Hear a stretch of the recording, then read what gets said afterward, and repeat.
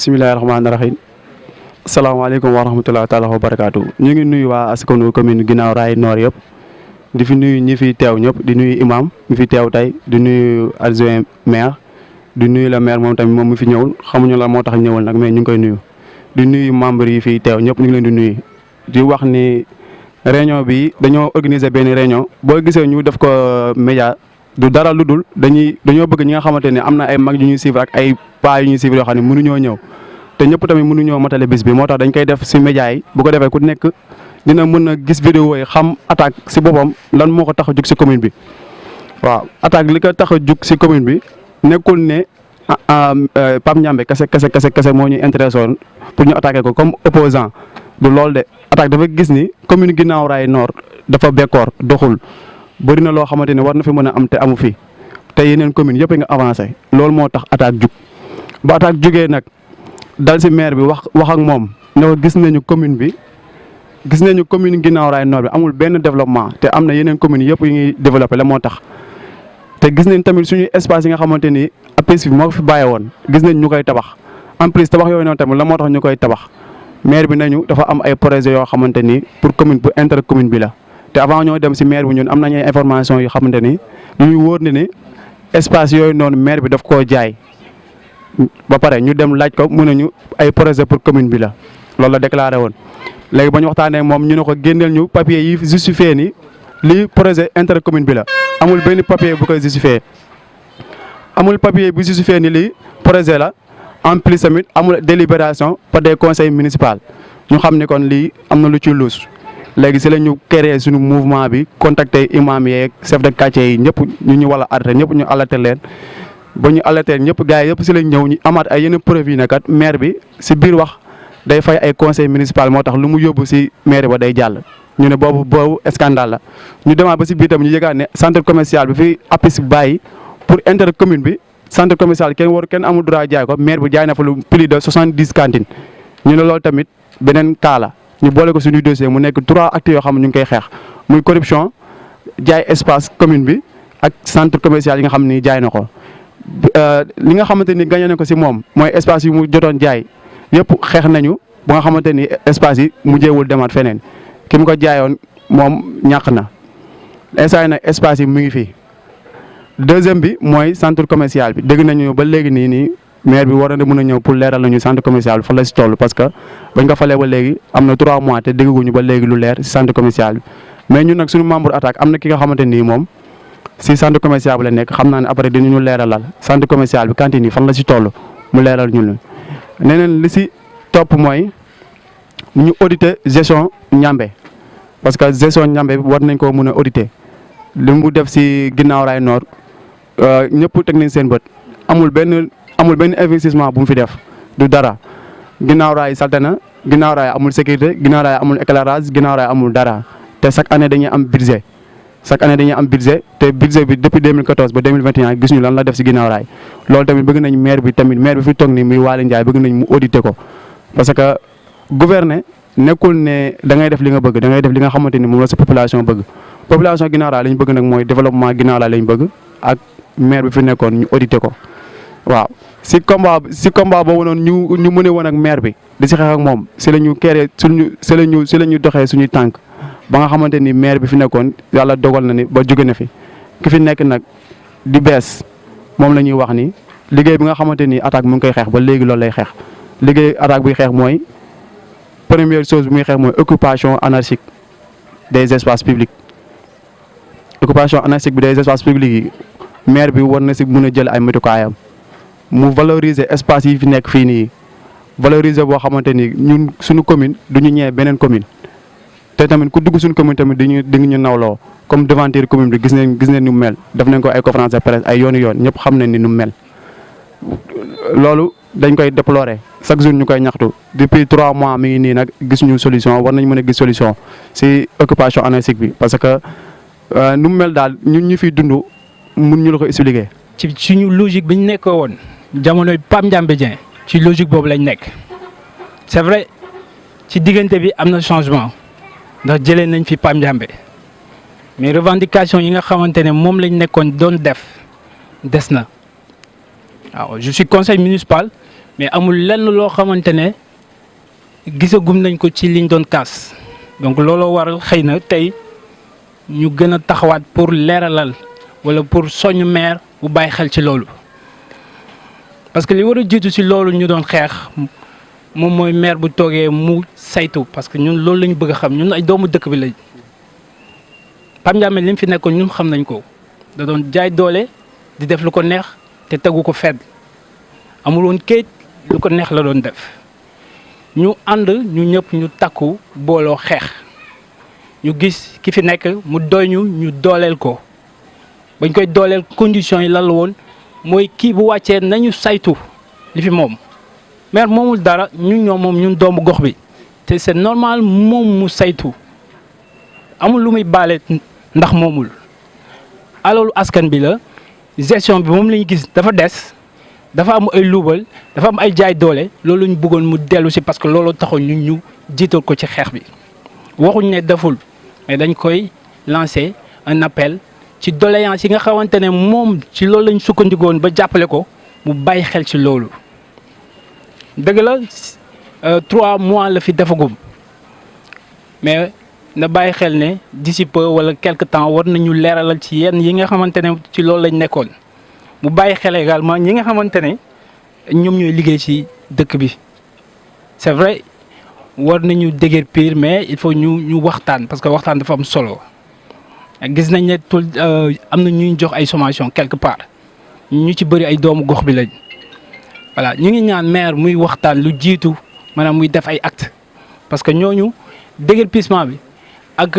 ci liñ bëggoon def ci loo xamante ne teguñu ko ci yoon moom moo waraloon soulèvement populaire ndax ñi ñu naroon déguerpir de façon illégale moom moo indi woon frustration d'ailleurs loolu indi naissance su mouvement attaque su fekkee juumuma donc ñu ngi koy woo ci waxtaan ñu ngi koy woo ci soññu ci li nga xamante ne moom lañ nekkoon di xeex mu bàyyi ci xel dans le plus bref délai mu leeralal ñu wala mu édifier ñu sur quelques points yi nga xamante ne des naa leer suñu bopp ndax mouvement attaque duut ne dañu xeex Pape Ndiamé mu wàcc rek dañuy toggaat déedéet ñun gox bi moo ñu ñor en tant que conseil municipal ñun li ñu mën ci biir conseil bi dinañ ko wax su ko defee baax na su ko deful ñu on a le droit ñun de notre part au-delà du conseil municipal ñu def li ñu war a def te jàpp nañ ne li ñu war a def moom mooy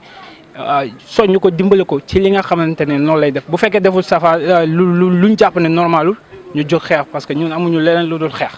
donc ñu ngi tënk foofu suñu wax donc di wax ne on est de tout cœur ak maire bi mais ci kaw moom mu bàyyi xel askan bi. salaamaaleykum wa rahmatullahi taala wa barakaatuhu. noo ngi ñuyu ñi fi teew ñëpp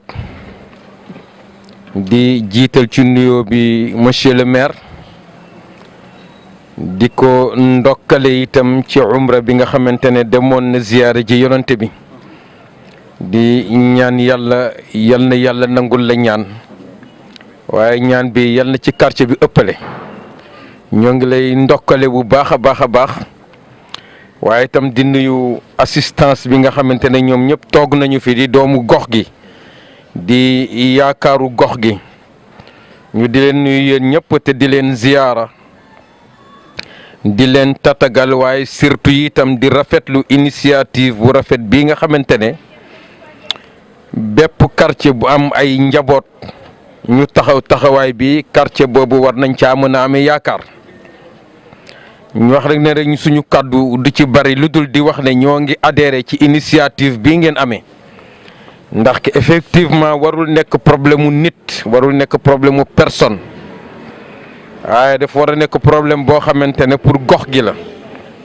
kon xam naa liñ ci war a wax du bëri comme monsieur le maire mu ngi fi te déjà yéen dégagé ngeen ay points donc c'est à lui mu énumérer ces points là ak yéen ñu discuter ci aussi de façon diplomatique kenn ku ci nekk itam dal xam ne yàlla dogal mu nekk njiit yàlla ko jiital yàlla ko def kilifa donte morom la ci ñenn ñi donte mag la ci ñenn ñi donte rakk la ci ñenn ñi waaye suñu buntu la itam ci ñun ci moom pour lépp loo xamante ne soxla nañu ko ci gox gi ñu jaare ko ak moom kon monsieur le maire ñoo ngi lay dalal di rafetlu bu baax a baax jotaay gi nii mu demee ndaxte itam bu ñu defoon jotaay gi te gisuñu la dina doy waar waaye itam bu ñu defee jotaay gi bu monsieur le maire bu fi monsieur le maire nekkul te nga nekk fi mel na ni monsieur le maire a ngi fi ndax yaay suñu bunt ci maire bi. bu ko defee ñoo ngi lay dalal bu baax di la ñaanal yàlla na yàlla oyofal yen wi waaye di ñaan itam te di leen ñaanal yàlla li nga xamante ne moom la leen yàlla teg mu nekk benn masuliya nekk responsabilité yal na ko yàlla oyofal yal na ngeen am ndimbalu yàlla am ndimbalu quartier bi te yàlla jubóole leen ak quartier bi ba li ñu doon xeex yàlla may leen kattan ak mën-mën ba ngeen def lu ko gën foofu nag wax dëgg yàlla. Dewaane itam nous sommes tous de tout cœur avec yéen incha allah. li nga xam ne mën naa cee leeral dinaa ci leeral moom mën ca leeral nag dama ciy maandu parce que man du ma wax lu ma gëmul dara këfuma beneen bi mooy am na ay conseils municipaux yu fi nekk ki ma àndal ba ñuy campagne dañ doo waxoon ne incha allah bu fekkee suñu borom jox nañu mairie bi fii dañ koy jéem rafetal lépp. occupation anarchie bi day jeex parce que day indi insécurité te dañuy ragal ëllëg mu yàq la nga xam ne si suñu rakk yi wala suñu sœur yi parce que fu borom camion di ne xamoo fu mu dëkkee xamoo fa lay yeroo bu fa dee nekk camion mën na fa def 10 jours mën na fa def 15 jours del mën na cee xew jox nañ nii nag ay sommation yi nag du monsieur le maire sous-préfet la te ku dem yëmbal tey route de Boune à 200 mètres 1 kilomètre gis doo fa kandi ci benn buntu kër loolu moom ci kaw lu jógee nee nañu doot ñu nangu préfet ak sous-préfet doot ñu nangu benn tegukaay ba nga xam ne teguwul ci yoon loolu maire mënu ci dara nit ñi dem nañ ci moom pour def intervention mais sous-préfet la parce que sous-préfet moo ko signé tey laay soog a dégg information bi que ne le 17 lay commencé le 17 parce que tali bi jógee Pikine ñëw jaa Texaco ba fii li tax mënul àggali occupation anarchie bi da cee bokk te nag loolu tali boobu feeg jàllul boo bëggee dem fii parce que am ñoo xam ne tey ñu ngi liggéey ñu ngi dëkk fii mënoon nañ bu ñu taal seen oto dem ci terre bi en moins de 2 secondes gaare seen oto dugg terre bi dem Dakar ñëwaat mais mënoo ko parce que li nga nar a def distance bii ak terre ba dem nga Dakar ñibbisi kon nag occupation anarchie bi foog ñu dindi ko li ma wër bu wër daal dégg naa la 17 te incha allah maire li mu faskee na mooy lu tàmbalee fële ba fii képp ka nga xam ne am nga fi ba place te jaaruwul ci yoon bu préfet ñëwee dina ko teggi man di keneen ak keneen borom camion yi dañ ne day indi insécurité préfet nee na bu ñëwee lépp lay teggi place APEX yi xamaguñ lan lañ ci def parce que dafa am lu fi xewoon te comme dara leeragul suñu xel ñu ne nañ bàyyi ba xam loolu nan lay demee ba acte APEX jox ñu ko ñu xool nan lañ koy defee nga xam ne da nekk bénéfice ginnaaw raay mais maire amul lu mu war a jaay Jean wala Paul parce que maire bi amul xaalis diggante fii ba tali ba dañ ko bëgg a valoriser pour au moins banques yi ñëw fi parce que poste am na banque mais pourquoi pas fii ba police bi amul banque amul dara ñu valoriser ko bu tali bi ñëwee ñu valoriser ko au moins banques yi am fitu ñëw investisseurs yi mu am fitu ñëw mais daal projet loolu pour ginnaaw raay au moins boo duggsee mu am vision bu rafet espace bi suuf si nekk fii mais nag bëgg def espace de jeu pour xale yi comme virage u Pikine gële loolu daal mooy xalaatam mais nag lépp nag comme APEX dafa nekk ci liggéey ak APEX te jàmbatugul pareegul ci li nga xam ne moo la fi Pape Ndiambé liggéeyoon nit ñi laaj nañ ko conseil municipal mun leen comme pareegu ma mënu ko maa joxe bilan su ma demee ba pare mën naa joxe bilan mais mënoo nekk ci liggéey pareegoo nga joxe bilan te loolu mënul nekk tey heure bu ma paree nag ginnaaw raay ñoo ma fi fal naa la jox bilan la ma fi fekk ak la ma bëgg a def. waaw maa ngi jéggalu xam naa yaa ngi waroon a jóg may jéggalu bu baax rek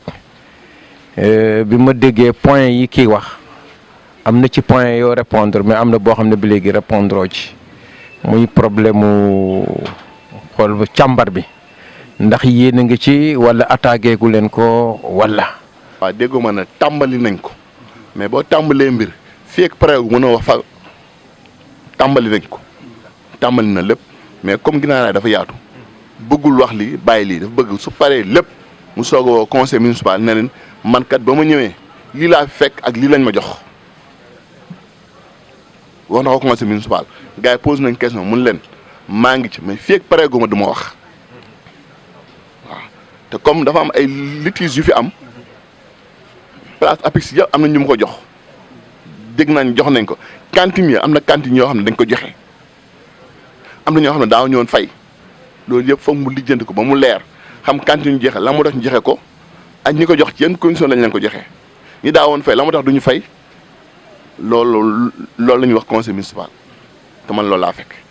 léegi nag nee na mi ngi koy jàmbat bu lépp bu demee ba pare lépp nag dina woo conseil municipal nee leen ah man kat bu ma fi ñëwee lii laa fekk. waaw ñu ngi rafetlu kàddu yu fi imam yëkkati ak yu fi adjoint maire yëkkati di wax ni ñun mouvement bi loolu rek moo ñu tax a jóg développement de Guinaw Rail sunu commune bi nii mu dàq yeneen communes yi su ko mënee am yeneen communes yi ne am yëpp suñu commune bi am ko parce que ñun amuñu fenn fu dul Guinaw Rail so nit ñoo xam ne bu ñu génnee dañ naan man bëgguma dëkk Guinaw Rail ñun fii la ñu juddoo fii lañ yaroo te bëgg nañ yeneen communes yu mel lépp ñu mel ko parce que fii lañ xam xamuñu feneen kon donc monsieur le maire tey li mu wax nii tey loolu dal na suñu xel mais du tax tamit ñu bàyyi parce que nekkul ni dañoo woote lii pour attaquer ko déedéet attaquer ko ñu maire dañuy fàttali maire parce que toog nañ fa 3 mois gis ñu beneen acte bu bees boo xamante ni ki fi jóge bàyyi na ko fi gis ñu foofu dara ba léegi Guinaw Rail ni mu mel noonu la mel loolu moo waral réunion bi ñun nañu jëlaat réunion taxaw amaat beneen taxawwaat ne maire bi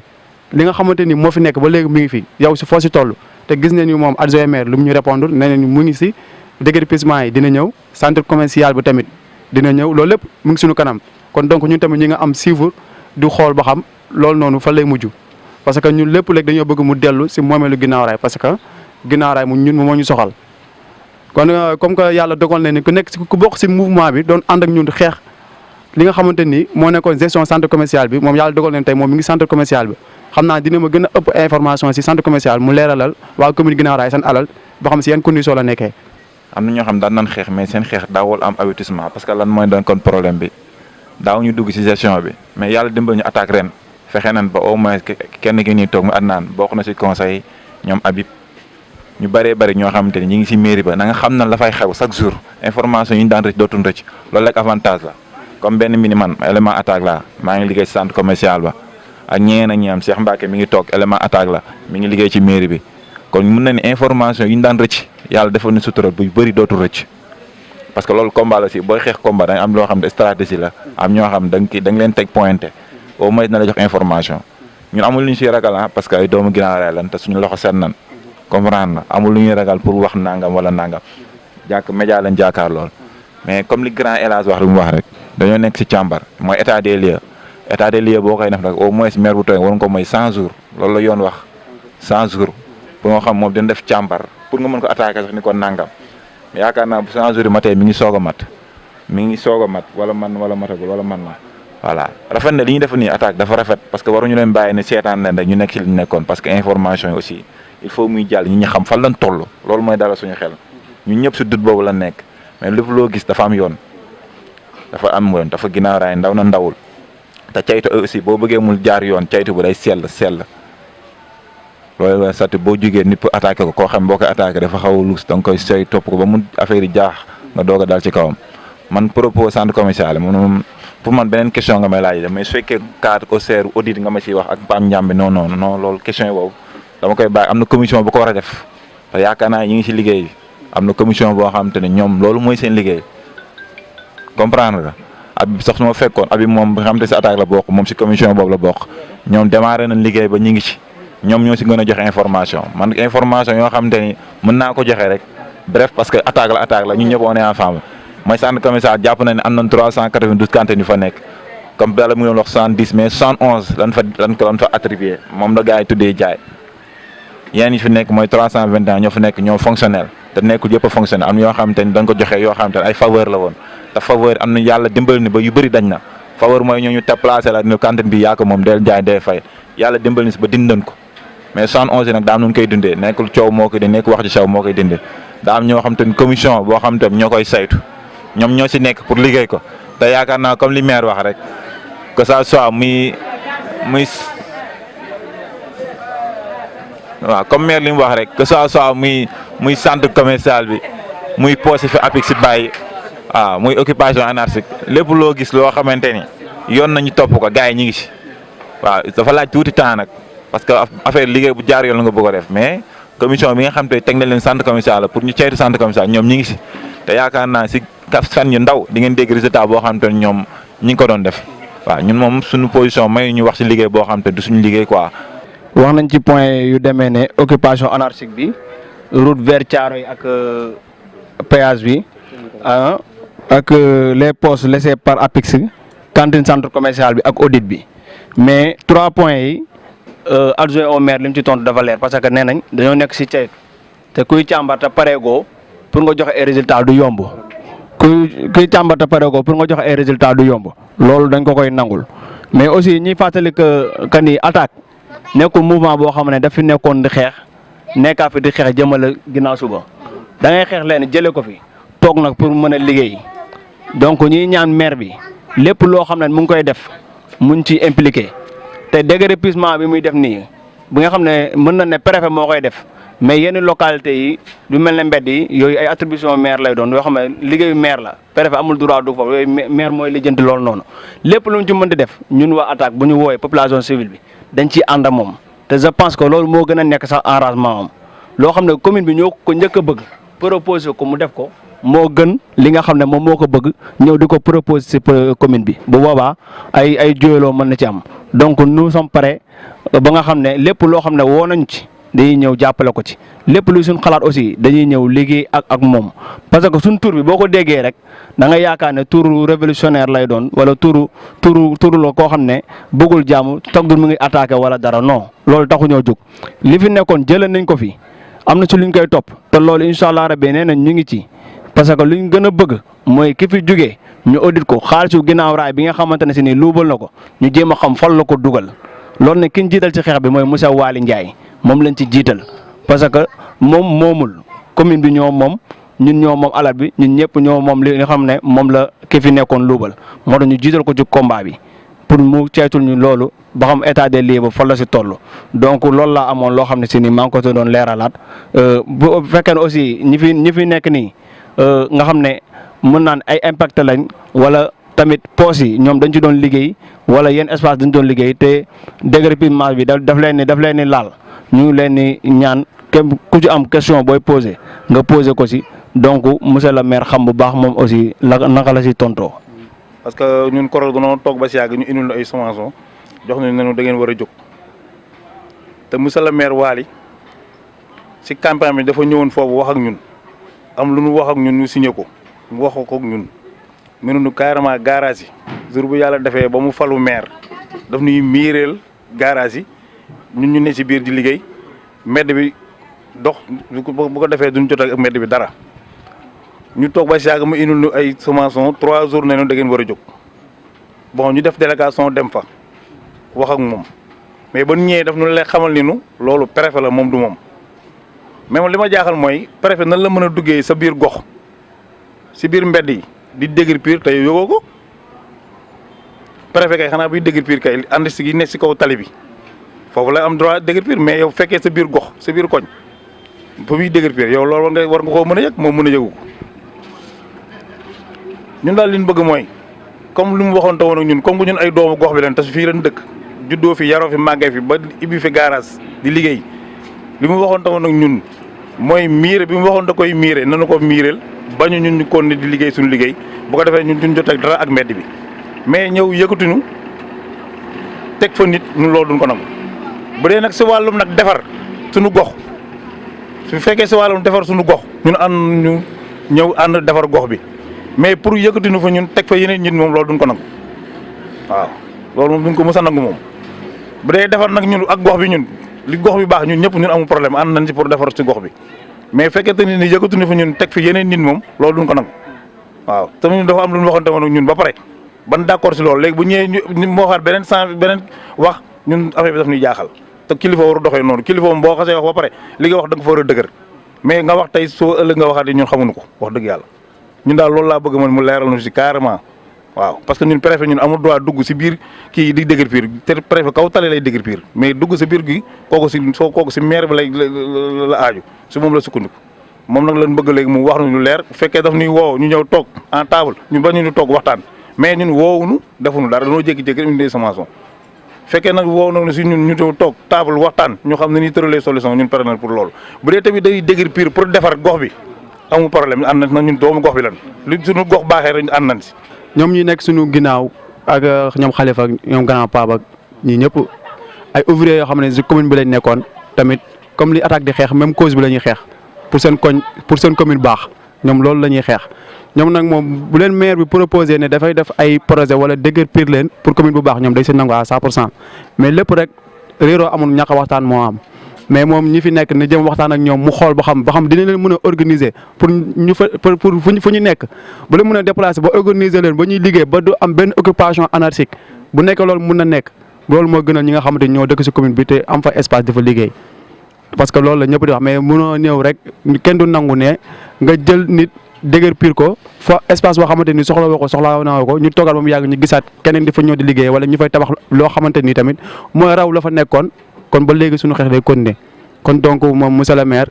Waly ñu ngi koy wax ni su mënee waxtaan ak ouvriers yi nga xamante ni ñoo nekk si ginnaaw fee case de tout petit bi comme moom moo waxoon moom moo toog nii léegi ne monsieur le maire moo leen waxoon ni dina leen organiser ba du am occupation anarchique kon na ko jéem a def mu organiser ko ba du am occupation anarchique bu ko defee foofu noonu beneen recette sax dina fa mën a génn waa maire xam nañ bu baax li muy wax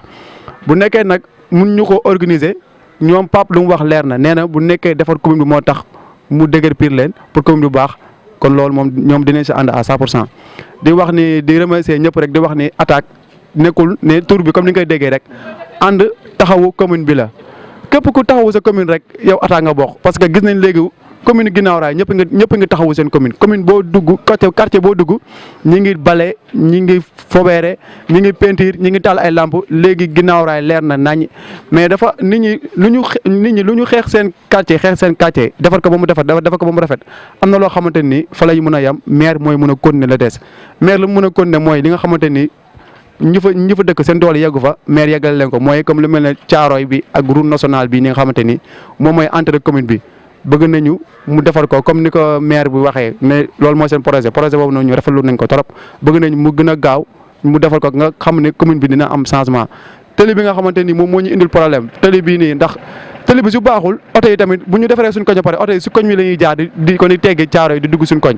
comme tëli bi moom mu baax loolu maire de see war a xar tànk tubayam diggante maire ba daral bi fii nii bëgg nañ tëli boobu noonu mu baax maire moom bu si mënee taxaw mu taxaw si bu si mënul taxaw tamit ñun mouvement bi attaque bu nekkee affaire du président la ñun taxaw nañu pour def point de presse wala ñu jàkkaaroo président wax ko ni ñun amuñu fenn fu dul Guinaw Rail Nord kon donc nañu ñëw defaral suñu commune Guinaw Rail Nord waaw ñu ngi nuyu ñëpp di ziar ñëpp di rafetlu kàddu yi fi am. parce que booy xool wax ji gars yi wax nañ lépp mais ñun li ñu bëgg mooy Guinaw Rail moo ñu ñor moo ñu intéressé Guinaw Rail yi xeex ñun mooy lu ma leen waxoon rek ñun àndu noog ñëwuñu fi pour xeex benn maire ñëwuñu fi tam pour fal benn maire pour suñu intérêt déedéet intérêt Guinaw Rail ñu la ñuy doxee attaque boo gisee nu bokk attaque ñun waa attaque laax intérêt Guinaw Rail la ñuy doxee képp lépp loo xam ne day jëmaloo Guinaw Rail kanam ñu ngi si mais lépp luy delloo Guinaw Rail ginnaaw ñun waa attaque dañuy jug xeex ko parce que ñun loolu moo ñu intéressé bu tax na maire bu fi nekkoon bu mu ñëwee bëgg def lu bëree bëri dañoo sacrifice suñu bopp di xeex jamonoy couvre-feu la nekk mais teewul doonoon def réunion yoo xam ne risque la ko doon defee ndax bëgg suñu gox ba yàlla def affaire bi réussite mais pour l'instant nii am na espace yoo xam ni kon lu gaa yi wax rek boo xoolee fii camion yi nekk fii arrêt la boo xam ne actuellement ni am na loo xam ne bu ñu wàccoon tey ji ñu xam ne fii koñ la te chaque jour ñu ngi koy xeex chaque jour ñu ngi koy kaas maire bi nekk fi nag bu mu faloo yàggul d'accord mais lu gën a am importance Guinaw Rail mooy fii camion yi nekk baare ko nii ba nga xam ne boo wàccee fii bëgg a dugg si koñ yi doo xam fii medd la mal du medd ba pare booy agression dañ fiy toog par guddi di def naka su dul noonu dañoo bëgg teel wax fii mu lijjantil lu ko deuxième fois moo nekk kon lu ouvrier yi wax xam nga tamit boo yëkkati dara day fekk nga def fa dara lépp loo xam na nga koy yëkkati di fa def loo xam ne pour intérêt Guinaw Rail la ñun pare nañ pour jàppale ko mais lépp loo xam da koy yëkkati di ko def ngir intérêt ngir beneen nit ñun pare nañ tamit pour taxaw pour défendre waa ginnaaw raay parce que ñun ginnaaw raay moo ñu ñor ñun xeexuñu ngir am alal xeexuñu ngir gis suñu bopp dañuy xeex ngir ginnaaw raay ngir ëllëg suñu doom yi wu ñu màggee képp lépp loo am loo ñuy may si xaalis da nga ko téye soxlawuñ ko defal ñu suñu gox defal ñu ginnaaw raay ba ëllëg ñun fu ñu taxaw dañ lay tiituroo loo xew la boo ñu woowee nu ñëw mais tamit bu nekkee dafa loolu di dégg naka su dul noonu di ànd ak noo xam tamit ay nit intérêt leen bu tax na tamit boo bëggee ñëw suñu koñ bu ko yàq ñu dañuy teel a taxaw xeex ñun àndu nag président àndu nag maire àndu nag kenn ginnaaw raay leen àndal képp ku bëgg ginnaaw raay rek bëgg nañ la mais képp ku ban ginnaaw raay bañal la. liñ fi taxoon ñuy xeex mooy malgestion moo taxoon attaque juddu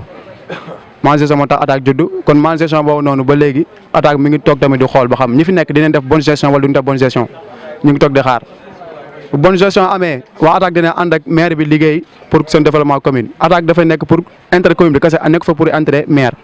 mi fi nekk pour intérêt commune bi bu nekkee maire li muy liggéey yëpp ba intérêt commune bi la attaque da si xar tànk tubayam pour mu jaar yoon bu nekkee li nga xam ne day xeex nekkul intérêt commune bi attaque tamit da si xeex tànk tubayam parce que attaque léegi macha allah am na ay bët maire ba am na ay nopp maire ba am na ay tànk tamit maire ba kon donc loolu plus la pour ñun donc fii commune bi kenn mënu fee nax loo xam ne xamuñu ko kenn mënu fee nocc loo xam ne xamuñu ko kon donc ñi ngi wax ni monsieur le maire yan bi ni nga xamante ni moom la yanu ñi ngi wax suñu borom mu oyofal ko tamit ak kattan bi nga xamante ni yéene bi nga xamante ni moom la bëgg si commune Guinaw Rail mu doxal ko si jàmm ak salaam ak ñi ko entouragé yëpp moom mu xam carrément ni ñi ànd ak moom ndax defar mu xam ko ak ñi ànd ak moom ndax intérêt mu xam ko parce que commune Guinaw Rail Nord nekkul benn nit moo koy defar entourage moo koy defar bu nekkee ne xool nga sa entourage ni carrément ni ñi ma wër mënuñoo defar nga dindi ko nga indi ñi nga xam ne ñoom mën a defar ñu defar commune Guinaw Rail parce que instant yi changement la ñu wax te changement dafa jot kon ñu ngi gërëm ñëpp di sant ñëpp di rafetlu jotaay bi asalaamaaleykum wa rahmatulah taala wa barakaatu.